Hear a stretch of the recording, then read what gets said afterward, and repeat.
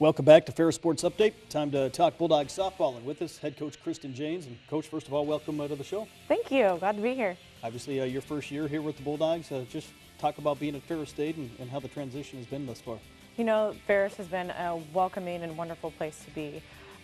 Coming, in to a program that has a lot of rich tradition in winning. There's a lot of expectation, and it's been a wonderful place to start out my Division II coaching career.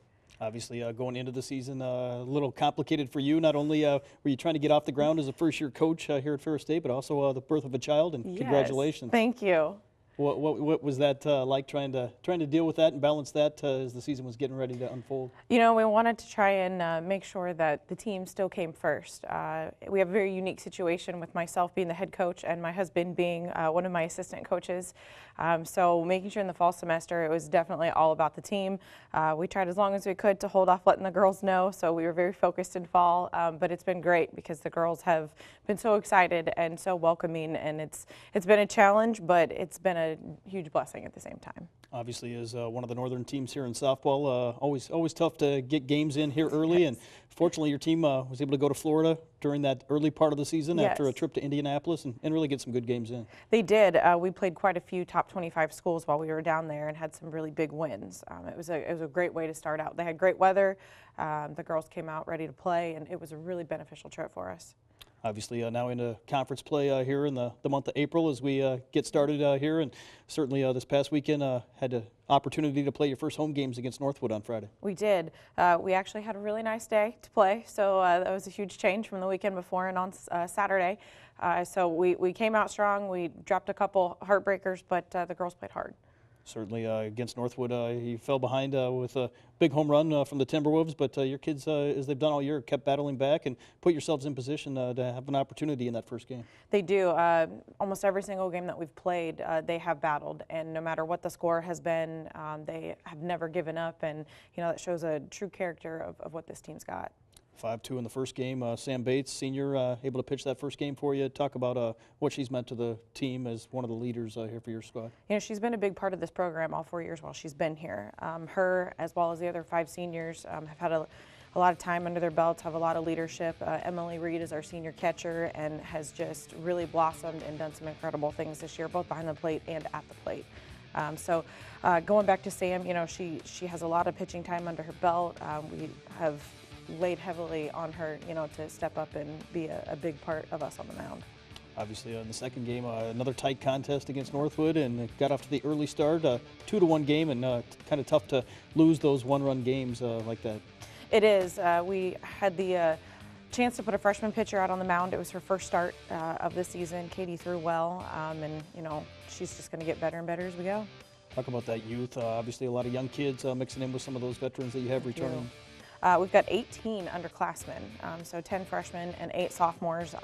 We have a relatively large squad right now, and I think they're doing a great job of intermingling in, with those upperclassmen. The experience from those, upperclassmen and the youth and I guess energy of the underclassmen. We've got a nice mix of all classes out on the field at all times. Obviously, after playing those first 2 home games on Friday, you were right back in action on Saturday morning, trying to beat the weather against Saginaw Valley State, and a couple of tough contests. Obviously, the second one kind of hampered with the weather at the end of it. It was a cold one. We moved them up 4 hours to get them in. The girls played hard. They didn't give up. They were very competitive, so we just kind of ran out of innings.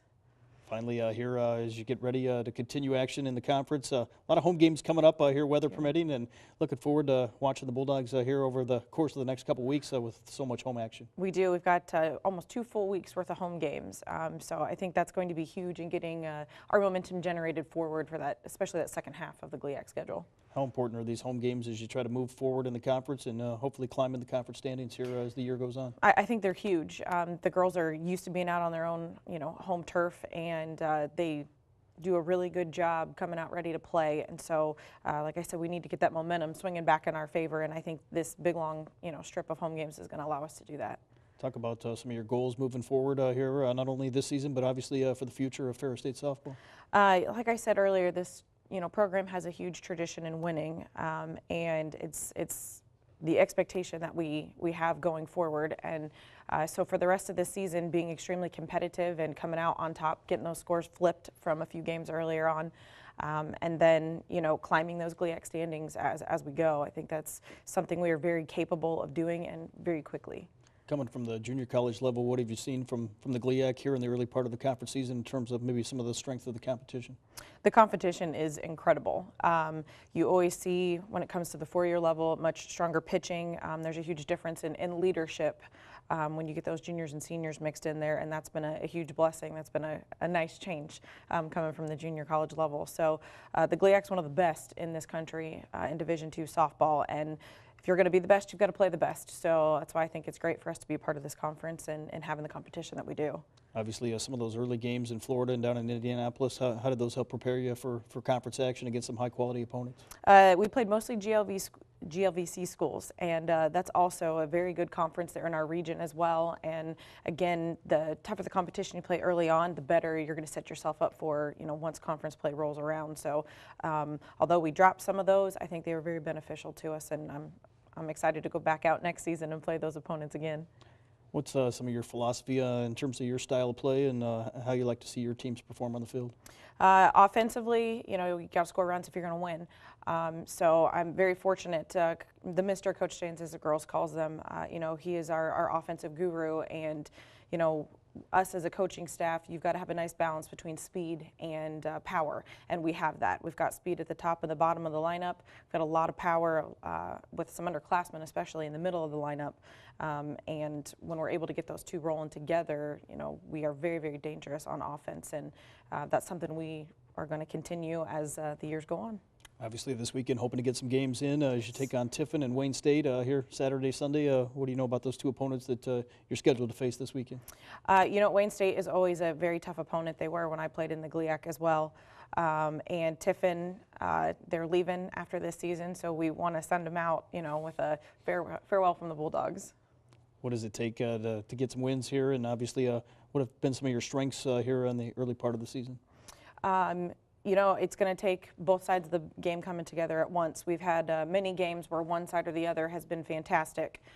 So it's going to take bringing both sides, both offense and defense. And we can do it, and we're going to. Well, Coach, thanks for your time, and best of luck this weekend to the Bulldogs, hosting Wayne State and Tiffin coming up on Saturday and Sunday. Thanks for having me. We'll be back with more Ferris Sports Update right after this.